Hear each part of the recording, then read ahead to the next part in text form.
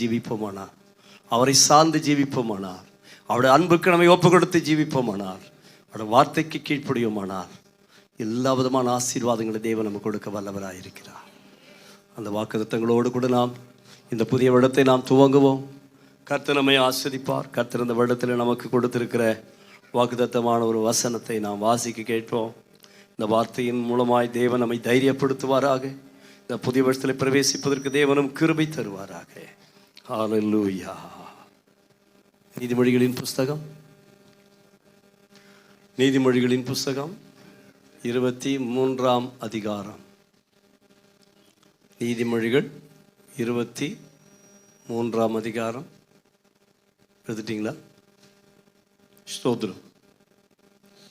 பழைய ஏற்பாட்டிலே 783ஆம் பக்கம் 18ஆம் வசனம். நிச்சயமாகவே முடிவு உண்டு, உன் நம்பிக்கை வீண் போகாது. நிச்சயமாகவே முடிவு உண்டு, உன் நம்பிக்கை வீண் போகாது. கர்த்தர் மேல் நீ வைத்திருக்கிற நம்பிக்கை ஒருபோதும் வீணாகாது. உடைய வாழ்க்கையின் எல்லாவற்றுக்கும் ஒரு நல்ல முடிவை கர்த்தர் கொடுக்க அவர் போதுமானவராக இருக்கிறார். கர்த்தர் கொடுத்த நல்ல வாக்குத்தத்தத்துக்காக கரங்களை உயர்த்தி கர்த்தரை ஸ்தோத்திரிப்போம். Glory to God. நன்றி ஆண்டவரே. வாக்குத்தத்தம் செய்தவர் நீர், உண்மையுள்ளவர், வாக்கு மாறாதவர். ஆண்டவரை நிறைவேற்ற வார்த்தையினால் சொன்னதை கரத்தினால் நிறைவேற்ற வல்லவர். நாங்கள் அதை விசுவாசிக்கிறோம். கர்த்தருடைய கரம் கிரியை செய்வதாக இந்த வாக்குத்தத்தங்கள் ஒவ்வொருடைய வாழ்க்கையில் நிறைவேறட்டும். எல்லாவற்றுக்கும் ஒரு முடிவை உண்டு பண்ணும் ஆண்டவரே.